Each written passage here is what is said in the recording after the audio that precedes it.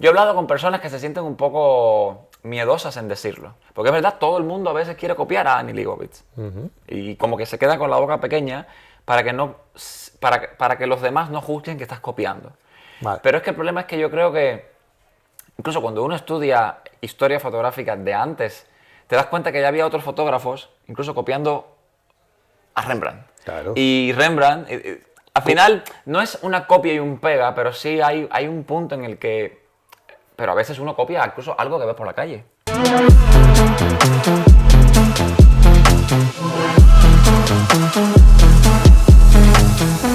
Hola, ¿qué tal? Bienvenidos al Fotoclub, el canal de YouTube de Fotoca. Ya sabéis, la tienda especializada en fotografía y vídeo de Barcelona. Podéis encontrarnos en Ronda Universidad 25, podéis venir aquí, os atenderemos súper bien y encantados de que estéis por aquí en la tienda y que toquéis el material. O también, si no sois cerca, si no estáis por aquí y no podéis pasaros, también estamos en internet, claro, en nuestra tienda online, en nuestra página web, fotoca.es. Ahí podéis encontrar de todo: cámaras, objetivos, mochilas fotográficas, trípodes, todo lo que queráis especializado en fotografía, vídeo, audio y todo lo relacionado con este mundillo, ¿vale? Estamos aquí en nuestro set en el que van pasando pues, los mejores fotógrafos que nos vienen a visitar a la tienda. Muchas veces los pillamos a la dirección, están por aquí por la tienda. Oye, ¿qué haces por aquí? Ah, pues mira, vente para abajo. Y los sentamos aquí en el sofá y hablamos un rato con ellos. Lo que queremos es pues tener una charla extendida con ellos y hacerle 4 preguntitas para que conocerlos un poco más, ¿no? Y en el caso de hoy tenemos a alguien que ya conocemos de hace un tiempo, pero que estamos encantados que nos visite. Dairon Vera, ¿qué tal? ¿Cómo estás, hombre? Un placer. Encantadísimo, encantadísimo de que estés aquí, de que nos acompañes. Yo también, la verdad. Y bueno, Dairon es, digamos que, ¿qué empiezas antes? Porque Dairon tiene una academia de ballet, bueno, de baile. Sí, sí, Baile, no. ballet, es que no estoy A muy ver, metido es en el que mundo, ¿eh? el tema es que baile es como muy amplio Claro, por eso. y cuando dices ballet Lo acotas reduces. demasiado, ¿no? No, lo reduces a lo que en este caso yo he sido Vale. y en este caso lo que el proyecto mayormente está derivado. Entonces, sí, es decir, yo diría que más, es decir, yo he sido bailarín de ballet profesional, es decir, he estado en el Ballet Nacional de Cuba, porque, bueno, soy cubano, y de ahí, bueno, salté a Europa y en Europa me quedé, particularmente aquí, Claro, primero en Madrid y después en Barcelona. la gente que esté escuchando esto y diga, vamos a ver, ¿qué ha pasado aquí? Porque Fotoca normalmente aquí trae fotógrafos y ahora me están diciendo que tenemos aquí a un profesor de ballet. ¿Qué ha pasado? No, es que Dairon hace tiempo nosotros lo conocimos porque tiene un trabajo extraordinario de fotografía relacionada con el ballet. ¿De qué te surge esto de la Bueno, fotografía? yo creo que al final uno como ser humano, de manera más histérica o no, siempre quiere estar en movimiento, sea literalmente bailando o haciendo algo. Y en este caso, lo que era la parte más activa de bailar yo, es decir, no de transmitir cosas o de impartir clases o de proyecto escuela, pues estaba transicionándose. Es decir, en este caso la compañía se trasladó de lo que era la parte de Madrid a Barcelona, no funcionaron los fondos, temas de estos culturales. Y la compañía no pudo continuar. Entonces, lo que normalmente es siempre, o casi siempre se hace, que bueno, cada cual sale a buscar otras compañías, pero en este caso yo junto con mi esposa Carmen y Ángel, su hermano, bueno, pues nos quedamos aquí en Barcelona y ellos iniciaron el proyecto de la escuela. Inicialmente Ángel Corella, escuela de ballet, después Corella Centro de Danza y ha ido evolucionando hasta lo que es hoy en día, que es Corella. Entonces, bueno, en esa transición yo como que te quedas cojo.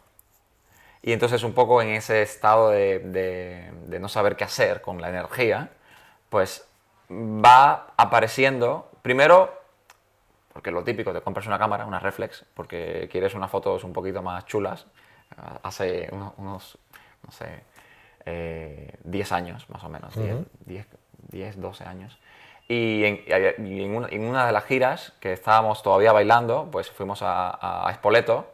Y bueno, y te pones con la cámara. Y habían otros bailarines también que tenían una cámara. Y bueno, nos poníamos a hacer fotografías de nosotros mismos bailando. Y bueno, y también de los paseos, de las zonas. Es decir, hacías un poco de fotografía de turismo. Turística, sí, sí.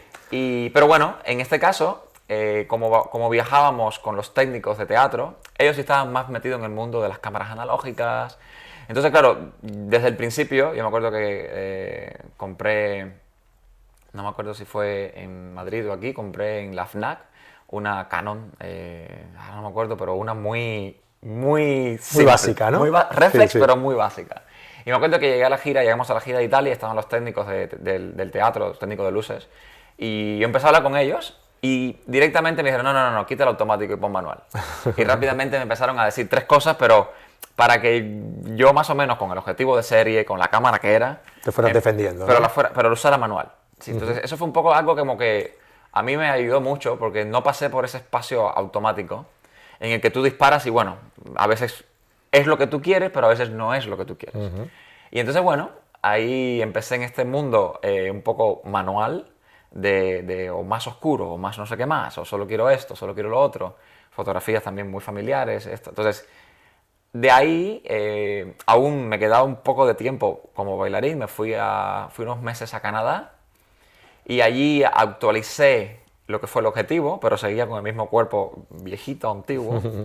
Pero el objetivo era mucho mejor y claro, de pasar al de serie ya tenía un 2.8 y yo decía, ya notaste ahí un esto cambio aquí, importante. claro, es que ese es el tema, Sí, muy tanto. importante. Es decir, yo no me gasté dinero para la cámara porque no me daba para las 2 cosas, pero cogí un objetivo. Y claro, y entonces ahí fue más interesante porque aproveché mucho el tiempo en Canadá, que fue bastante solo en el sentido que había mucho, menos 40 grados, es decir, una vez.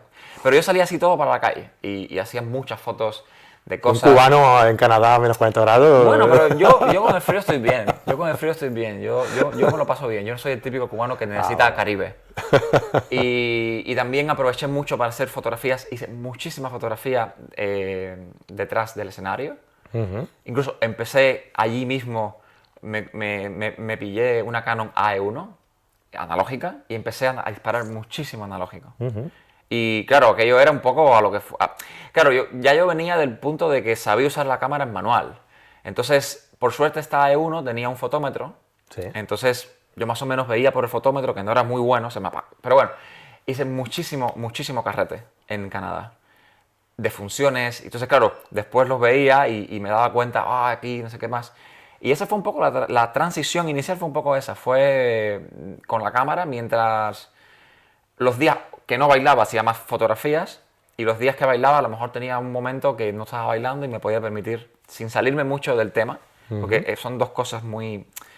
Es decir, cuando uno quiere que el físico esté preparado tienes que estar muy concentrado en mantenerte activo y eso fue como se empezó. Es decir, fue una transición pero por necesidad. Es decir, uno va viendo que se va acabando algo, no está muy listo para eso, pero necesitas como enganchar con otra cosa que te permita mantener la energía, el estado. Sí, sí. ¿Y en qué momento profesionalizas de alguna forma tu fotografía? Porque claro, tú me estás contando que es una especie de fotografía más para, bueno, pues para pasar el rato, pero yo lo que he visto tu trabajo no es ese. Mi fotografía al principio era muy documental, es decir, sobre todo cuando pasé ese tiempo en Canadá fue muy documental, pero sí es verdad que yo tenía siempre como regresando de Canadá, incluso antes, no tanto antes porque era también muy documental con cosas de la escuela, pero cuando volví, creo que por esa época empecé, a mí siempre me ha gustado mucho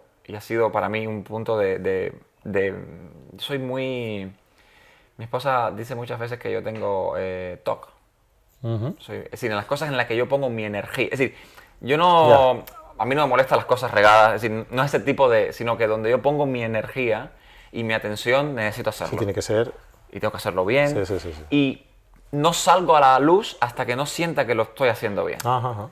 Entonces, esto fue un poco lo que sucedió, de que yo creo que cuando volví por esa época, en la que sí ya no había prácticamente baile, a mí sí me ha gustado muchísimo Annie Leibovitz. Y yo no la identificaba, pero cuando veía revistas, era una fotografía que yo decía, esto, hay algo aquí que me es semejante a mi mundo escénico. Es decir, el concepto del teatro, de las cortinas, de las luces, es decir, y además, yo también en la escuela en la que estudié en Cuba di historia del arte, porque era una escuela muy amplia, es decir, hacías ballet, pero hacías historia del arte, historia de la danza, entonces inevitablemente sí, era consciente Te empapabas de toda esa de cultura. pintores, es decir, y sobre todo, es verdad que no soy una persona que se ponga a disfrutar un cuadro súper contemporáneo, pero sí me detengo ante cuadros de Rembrandt o de Velázquez, es decir, y tú dices, estos son otras cosas. No que no me guste lo otro, sino que mi ojo, es decir, mi ojo escénico se identifica, porque el teatro, el ballet, las funciones va dentro de un teatro. Entonces, le puse nombre a estas fotografías y empecé a ver cómo se llega a una fotografía así, ¿no? Es decir, no desde el punto quizás puro digital, sino porque antes de todas las locuras digitales que ella hace a día de hoy, las hacían analógico. Entonces, si nos íbamos a ese mundo, claro, de ahí sales a otro, es decir, ya de ahí ves quién ha nutrido a Annie Leibovitz, pero sigues el camino hacia atrás y te vuelve de nuevo a Rembrandt. Pero también fotógrafos, es decir, toda la transición y fotógrafos después de ella, ¿sí? Porque no es la única fotógrafa a la que hoy sigo observando. Entonces, vi que hacía falta un flash para hacer fotos como ella. Mira, perdona, casi que me va llevando por las preguntas que tenía preparado para hacerte. Porque, y yo creo que eso es que tú tienes muy claro el concepto de tu obra. Es decir, y dime si me equivoco, yo tenía aquí preparado para preguntarte que tu obra, en tus fotos es muy importante la composición y la iluminación. Sí. Y quería preguntarte qué referentes te han ayudado a que tu obra sea así, ¿no? Primeramente. No, y primariamente vale, de lo primario, es decir, es Annie Leibovitz, sí. Totalmente. Es decir, yo he hablado con personas que se sienten un poco miedosas en decirlo, porque es verdad, todo el mundo a veces quiere copiar a Annie Leibovitz, y como que se queda con la boca pequeña para que los demás no juzguen que estás copiando. Vale. Pero es que el problema es que yo creo que incluso cuando uno estudia historia fotográfica de antes, te das cuenta que ya había otros fotógrafos, incluso copiando a Rembrandt. Claro. Y Rembrandt, al final, no es una copia y un pega, pero sí hay un punto en el que... Pero a veces uno copia incluso algo que ves por la calle. Es decir, no al fotógrafo, sino tú dices, joder, es decir, esto me gustaría hacerlo, lo voy a modificar. Es decir, yo a día de hoy... Adaptar a tu estilo. Claro, ¿no? Yo a día de hoy...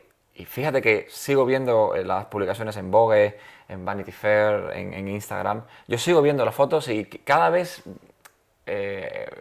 gente usa más el mundo este abierto de comentarios para decir cosas buenas y decir cosas no tan buenas. Literalmente, muchos ponen a parir lo que está haciendo a día de hoy. Yo sigo viendo el trabajo de Annie Leibovitz y yo digo, wow.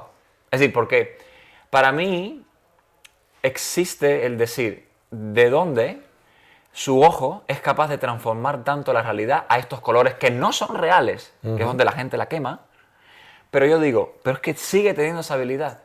Sí, totalmente. Es decir, cuando se usaba analógico y no había digital, sino que yo he hablado con uno de sus asistentes, por suerte, es decir, podía hablar y me lo decía, Dairon, las Polaroid, es decir, además me ha enseñado Polaroid de sus asistentes para el shoot, son mejores que la foto final. Wow. Es decir, es increíble. Entonces, por eso digo que al final ahí no había magia. Es decir, había saber, sea ella, sea el asistente, pero el concepto. ¿Sí? Entonces, para mí primariamente, desde ahí yo pienso que yo he ido hacia atrás de ella y hacia adelante de ella. Pero siempre creo que, incluso cuando a veces no estoy tan activo en la fotografía, pongo a ver libros y pongo a ver cosas y digo, a mí personalmente me sigue impresionando. Sea el más realista o el más de colores más raros, a mí me sigue impresionando. Y tú has utilizado, has utilizado tu academia, ¿no? Esa es la como parte. banco de pruebas. Exacto. Para trabajar Eso es lo que te decía un poco, ahí me fui un poco de lo del tema este de la obsesivo-compulsivo. Es decir, en silencio, yo compré claro, dije, ok. Además, uno cuando empieza a estudiar, en caso particular, esta fotógrafa, uno, por suerte, hay mucho behind the scene de ella. Hay muchísimo. Sí. Desde el tiempo analógico ahora.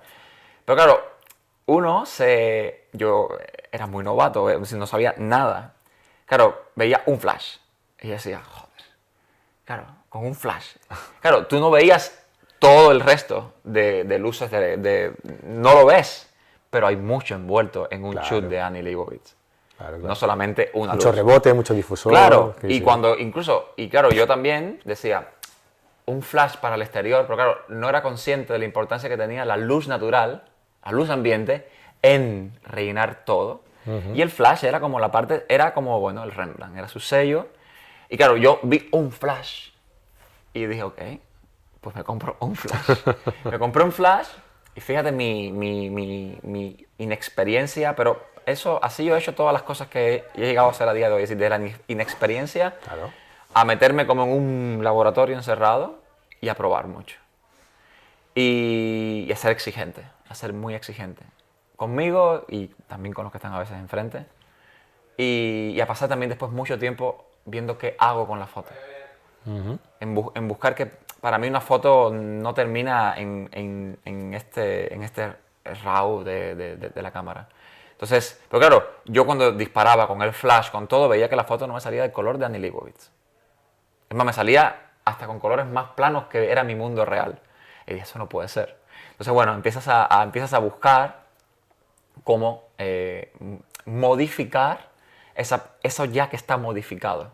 Y ahí llegas a través de la edición. Y ahí llego entonces y paso también mucho tiempo en silencio en editar mis imágenes. Y yo a día de hoy, solamente una vez, que es... se me ha ido el nombre ahora. La cápsula. Sí. La cápsula y Hot Retouch de Xavi, que han tocado unas imágenes mías. Porque ha sido una colaboración, entonces ellos se han ofrecido a intentar terminar el proceso. Que lo han hecho fenomenal, pero te digo, yo me siento muy bien terminando mis imágenes. Claro. Muy, Es muy, un proceso muy artesanal bien, tuyo, ¿no? Al muy final. bien. Y al final, un flash en el que, claro, cuando no tienes otras luces que te rellenen, empieza una luz muy, muy peculiar. Empecé a trabajarla muchísimo de que no fuese una luz dura, de que iluminase un lateral y el otro, pero que tampoco tuviese una... Entonces, pasé por diferentes modificadores. En mi experiencia, lo primero que cogí con el flash fue un beauty dish, imagínate tú. Entonces, conseguí ablandar muchísimo la luz con el beauty, modificando, jugando.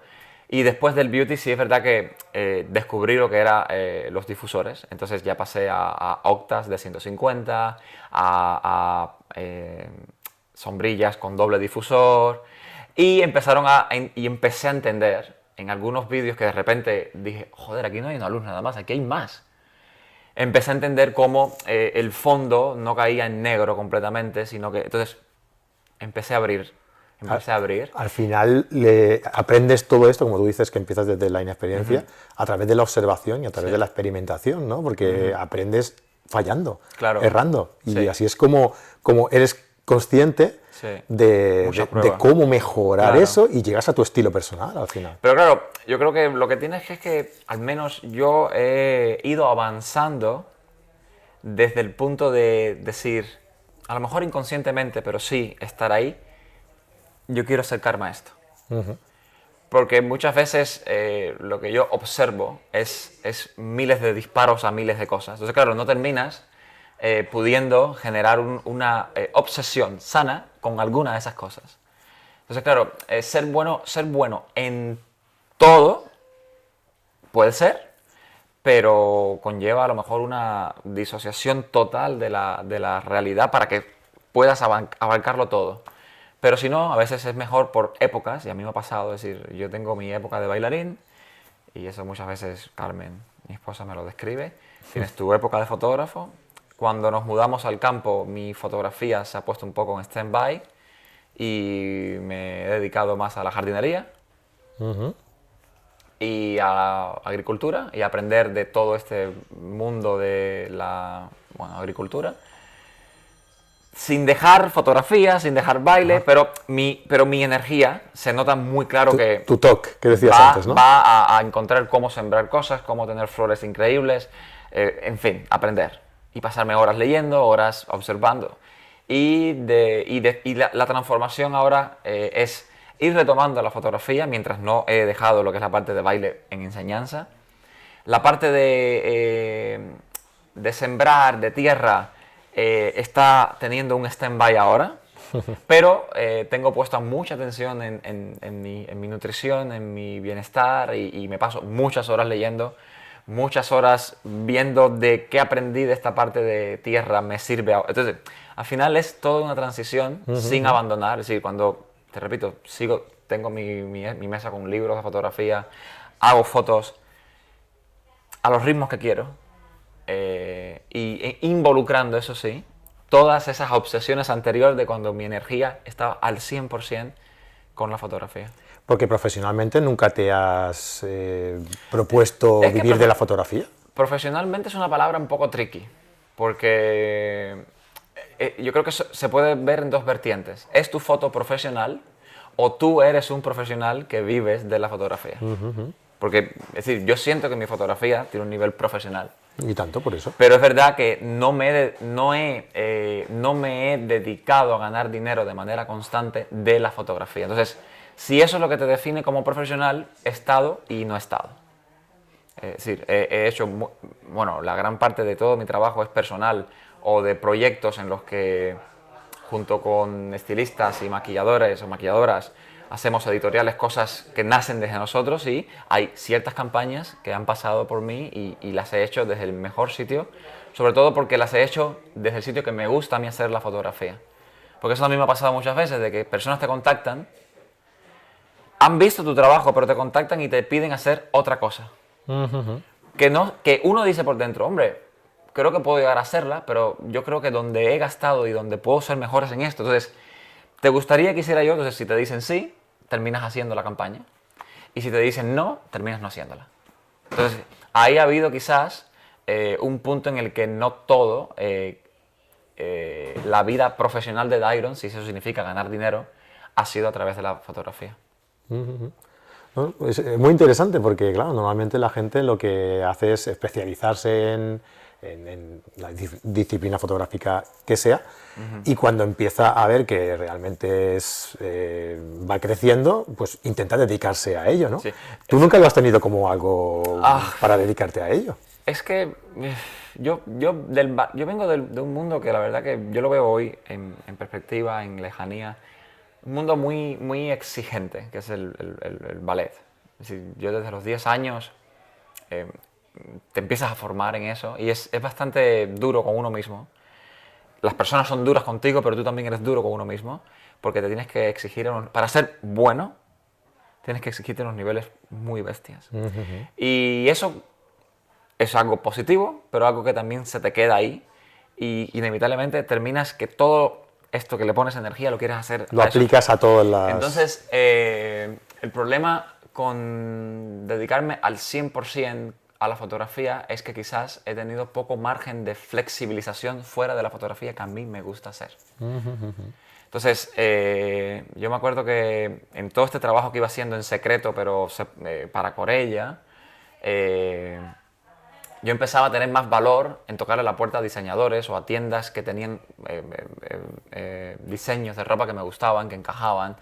Y en silencio empezaba a hacer cosas para no firmas, sino para tiendas que tenían firmas que me gustaban y no sé qué más. Y de ahí entonces después podía preguntarle a las firmas si les interesaba esto que lo otro, Muchas veces las firmas, no donde yo había hecho las fotos de la tienda que me cedía la ropa, sino la firma me decía, mira, tu trabajo no nos interesa, porque no es nuestro rollo, no sé qué más.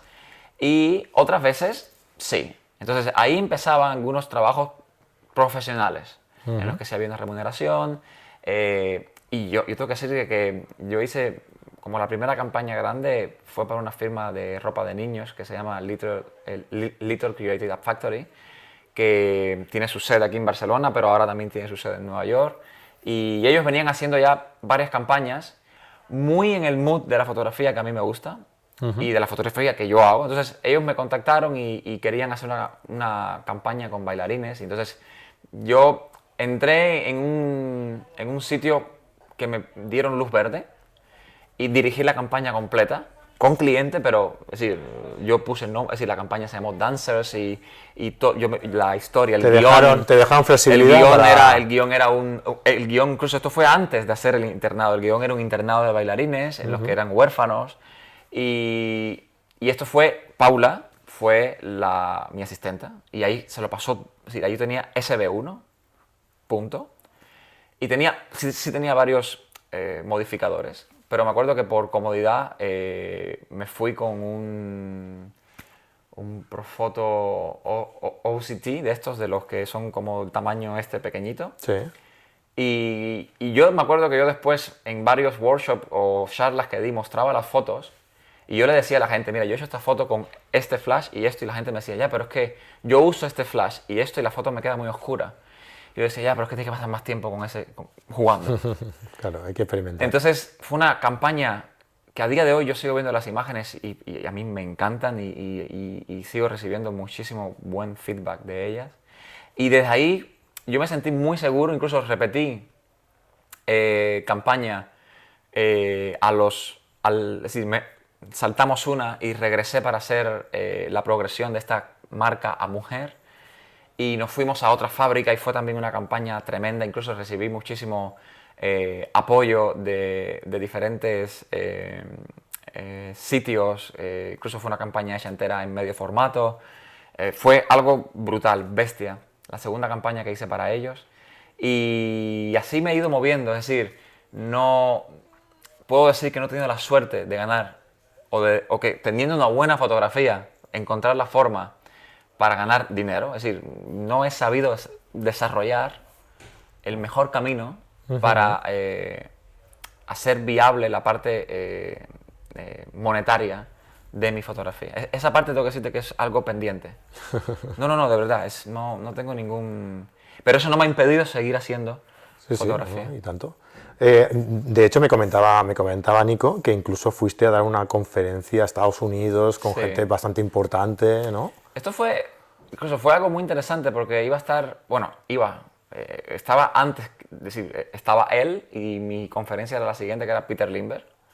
Y yo me acuerdo que estaba volando a Los Ángeles, es decir, a Los Ángeles y después a Arizona, y tuvimos un problema con el vuelo. Y me tenía que hacer una noche en Los Ángeles, porque no, y yo llamando a la organización porque yo quería ver la conferencia de Peter Lindbergh. Ajá. Y la organización me dice por teléfono, no te preocupes, llega cuando puedas. Y fue al día siguiente que anunciaron que Peter Lindbergh se había muerto. Ostras. Es decir yo llegué en la madrugada yo estaba despertándome en Los Ángeles y cuando miro Instagram le digo a Carmen, mira, por esto me decían que no me apurara. Claro, ellos no te lo podían decir porque... No me lo podían comunicar, pero ya Qué la situación estaba. Y claro, fue un momento muy americano, porque claro, el americano todo lo amplifica, Sí. para bien y bueno, y para uno que a veces dice, ¡ah! Me escondo, pero también es un momento. Entonces, Sue Bryce, que es la organizadora de Porter Master, que es una fotógrafa, que aparte de ser buena fotógrafa, es una businesswoman. Es decir, ella sí ha sabido cómo generar no hablo monetariamente, sino cómo hacer que tu negocio prospere. Yo debería seguir más sus consejos, pero no lo he hecho. Pero cada vez que ella me hablaba, me decía, Dairon, pero es que tú tienes que vivir de esto, tienes que ganar, incluso me decía, concepto americano, tienes que ganar mucho dinero de tu fotografía y la gente tiene que sentirse bien pagando tus retratos. En fin, esto fue ahí, incluso yo entré a la conferencia como, bueno, no está Peter, pero tenemos a Dairon. Y entonces, wow, lo típico americano va. Pero fue una conferencia muy buena. muy buena porque incluso yo la titulé Don't Call Me Ballet Photographer. Es decir, no me llames fotógrafo de ballet. Porque claro, yo también me sentía muy mal cuando la gente solo me llamaba. Claro. Pero claro, yo te digo la verdad, yo me siento muy bien trabajando con bailarines, pero yo siento que mi fotografía es más amplia que bailarines. Pero inevitablemente están, y creo que mientras siga haciendo fotografías seguirán estando envueltos bailarines. Pero la gente muchas veces quiere solamente un camino. Y yo hago un camino, que es la fotografía. Pero, es decir, yo me la paso bien, es decir, en este tiempo en que puse la fotografía en stand-by, me la paso bien haciendo fotos a plantas. Haciendo stills, es decir, bodegones de plantas. Entonces, me acuerdo que salí y la primera foto era una foto con una modelo en una alta costura tremenda, rodeada de bailarinas. Una foto preciosa. Y después ponía la diapositiva de no me llaméis fotógrafo de ballet. Es decir, claro, era un poco un chiste. Sí. Pero claro, la gente se partía porque inevitablemente yo también sé que yo he llegado a que la gente vea un poco mi trabajo. Porque Gracias a ello. hay bailarines, porque yo he sido bailarín, porque yo sé que gracias a haber sido bailarín he podido encontrar esa escenificación. Claro. Y tenemos la necesidad también de etiquetar a las personas sí. por Entonces, los bueno, artistas por lo que es un poco... esto fue lo que sucedió un poco en esta conferencia. Fue una conferencia muy buena, es decir, conocí a gente que incluso uno los ve en la distancia en las redes sociales, o incluso muchísimos tutoriales de Joel Grime.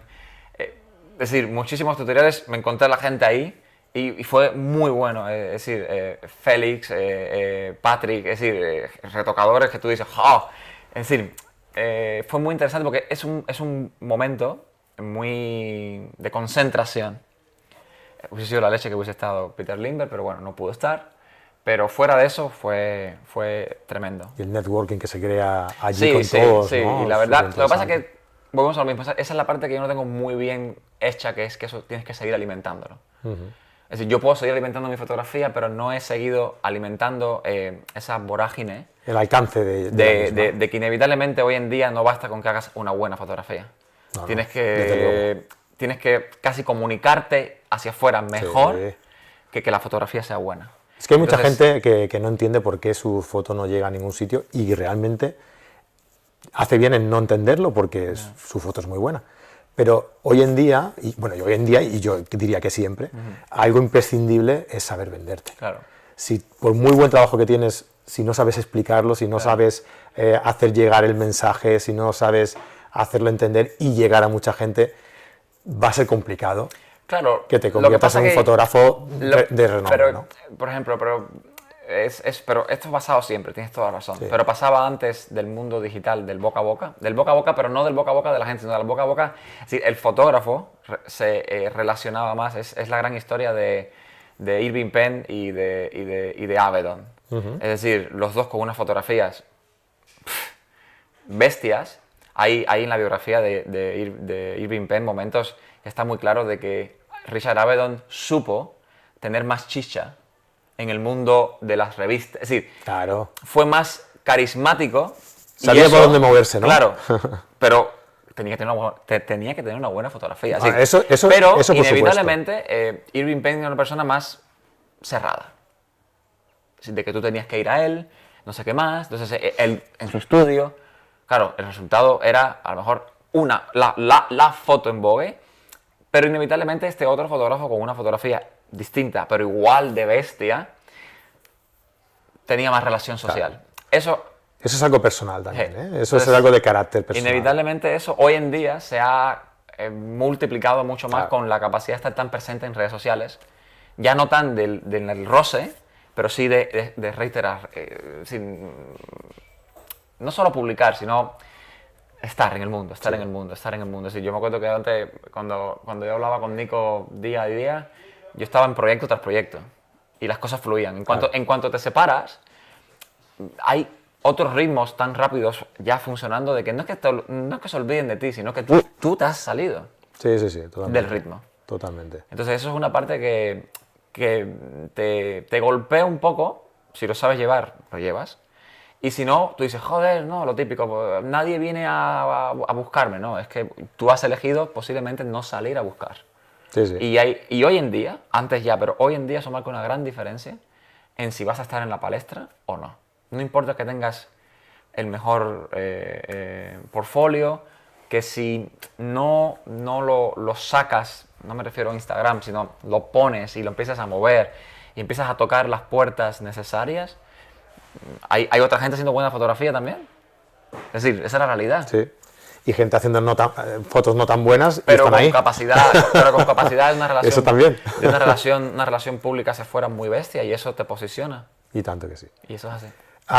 Dices que estás ahí un poco utilizando la fotografía para tus plantas, pero igualmente sigues subiendo contenido y la gente puede verlo en algún sitio, ¿no? No, en Instagram es donde yo he permanecido subiendo muy...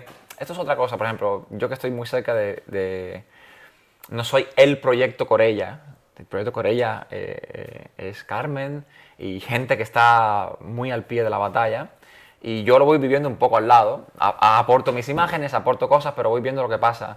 Y el ritmo, en este caso, por ejemplo, ya yo no sé lo que hay fuera de Instagram, pero los ritmos que yo escucho de que le dice la chica a Carmen, no, que esto va, que no sé qué más, que nos penalizan por esto, que no sé qué más. Y pues, yo lo observo y digo, Dios santo, no creo que pueda conseguir, aún teniendo un archivo de imágenes para publicar todos los días, no sé si pueda retomar y subirme en esa montaña rusa. Sí, sí. Entonces, bueno, a veces cuando me voy sintiendo que hay una imagen que me parece bien, que me siento bien con ella, pues la subo para compartir, pero inevitablemente no es lo que yo, el ritmo que tenía hace 6 años. Es decir, yo incluso a veces, fíjate, uno se puede hacer mucho daño con esto, pero uno antes de tener 2000, hace un tiempo, 2000, 1500 en hora y media, ahora una imagen se puede quedar en 100 likes, pero es por el algoritmo, es porque no saqué más. Sí, sí. Entonces, claro, si tú dices, tú ves esta imagen, solo tiene 100 likes porque es una mierda. No es una mierda, No. es que uno ha sacado el pie del ritmo.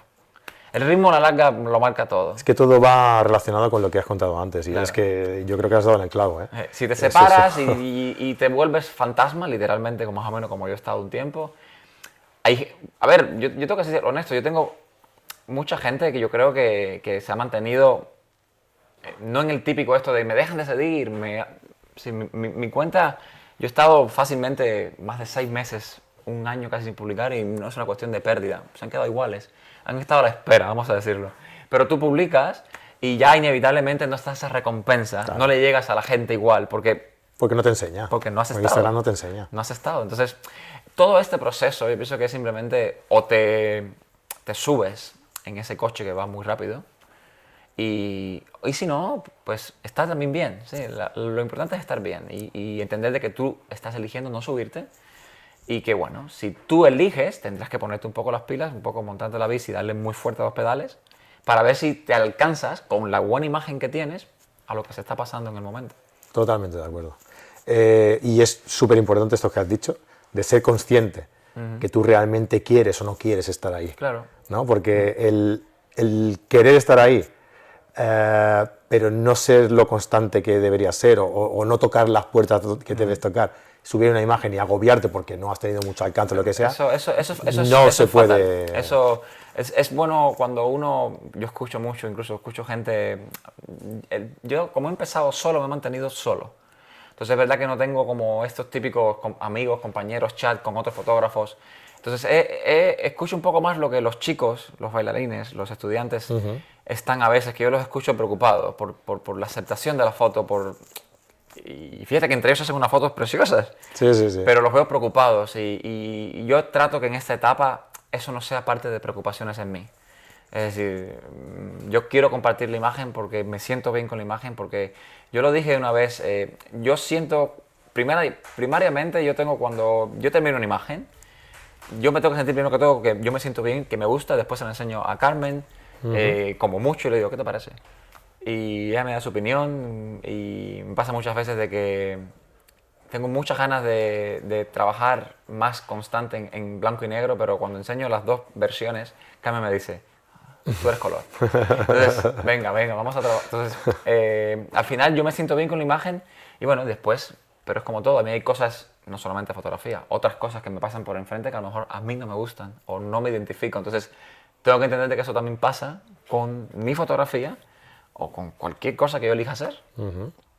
Entonces no hay más vuelta que darles. Eso es. Pues bueno, igualmente pondremos tu Instagram por aquí abajo para que la gente tenga una referencia también de, si no te conoce, pues del trabajo que haces, que os recomiendo mucho que os paséis y lo veáis porque es, de verdad, a mí me encanta. Desde la primera vez aquí en Fotoca, yo te conocí aquí en Fotoca, un evento que hicimos con Sigma. De hecho, sí, en la escuela. En la escuela. En Diputación. Además, que además es una de las fotos que yo no os he usado mucho, pero fueron 2 imágenes las que salieron ese día. ¿Sí? 2 imágenes que yo tengo que decir de que para mí, yo regreso a esas imágenes para incluso encontrar muchos momentos de color en la imagen final. Qué bien. Que incluso que a día de hoy a lo mejor digo, voy a este sitio, las miro, las veo y digo, ok, venga, entonces regreso. Qué bien. Y son dos imágenes que para mí, incluso una de ellas estuvo en la conferencia estas en The Portrait Master expuesta, porque para mí es una gran referencia de mi mundo con bailarinas. Es pues una gran referencia. Fíjate. Pues yo le tengo mucho cariño a ese día. De hecho, lo recordaba muchas veces. Es verdad. Porque yo llevaba muy poquito tiempo trabajando aquí en Fotoca. Es que yo creo que era el punto en el que Fotoca, es decir, empezaba como a generar cambios. Porque inevitablemente existían otras opciones y uno empezaba a decir, ok, Fotoca, pero un poquito más adelante. Entonces empezaba un poco esto y la curva ascendente, ¿no? Totalmente. Pues yo me acuerdo que ese evento personalmente fue importante porque era uno de los primeros que yo, digamos, que organizaba o cubría, bueno, organizaba no, pero sí que fui a cubrir, que ya mi cámara, hicimos un vídeo, te hice una entrevista incluso aquel día, y creo que fue la primera entrevista que hice a alguien dentro de Fotoca, por lo tanto le tengo mucho cariño, y a nivel de alcance fue todo un exitazo, no sé si fueron 50 personas o algo así. Las personas yo creo que fue en plan, vamos a decir así, en plan low cost, porque al final yo tenía mi ordenador, el set estaba preparado y había hecho unas pruebas, y fue disparar 2, 3. Yo tenía muy claro lo que iba a ser. Claro, con 50 personas no te puedes entretener demasiado tampoco. Y fue muy rápido. Incluso después las personas tuvieron muchísimo rato que había montado un set al lado. Sí, con luz continua. Comprobando con. Bueno, estaban bailarinas. Las mismas que estuvieron en el set conmigo se pasaron a ese set. Sí. Y fue muy fluido la sesión. Incluso yo después me acuerdo que ya desconecté la cámara y iba hablando con las personas, con el ordenador en la mano. Sí, es verdad. Y claro, la gente, yo le enseñaba las fotos sin un color, yo siempre hacía un color previo, no al final. Y la gente, sí, pero claro, me acuerdo que fueron unas fotografías que eran con muchísima calidad de luz, que el color simplemente lo que hacía era darle un poco más el final. Pero yo me acuerdo que se la enseñaba a la gente sin el color y en crudo funcionó muy bien la iluminación y el set y todo. Yo tengo muy buenos recuerdos y por lo que veo tú también, sí, de verdad. De ese día y bueno, pues oye, que cuando quieras montamos algo así. Bueno, me vengo. Dairon, un placer. Muchísimas gracias por pasarte por aquí, todo un placer y todo un honor tenerte por aquí. Y eso, recordad a la gente que puede pasar por tu Instagram y ver tus fotos. Y si os ha gustado la entrevista, pues como siempre, ya sabéis, un buen like ahí, que a nosotros pues tampoco nos importa demasiado, pero oye, es bonito recibir esos likes si os ha gustado, pero sobre todo a mí lo que me encanta es la gente que nos deja su opinión en los comentarios, porque que te dejen un like o no, bueno, pues es muy relativo, ¿no? Te puede haber gustado mucho, poco, o lo pones por compromiso, pero la gente que le dedica un momento a poner un comentario, a decir que me ha gustado, no me ha gustado, tal, eso lo valoramos un montón. Y nada, pues que nos sigáis si os gustan este tipo de entrevistas y este tipo de contenido que compartimos y que nos vemos en el próximo vídeo. Hasta luego.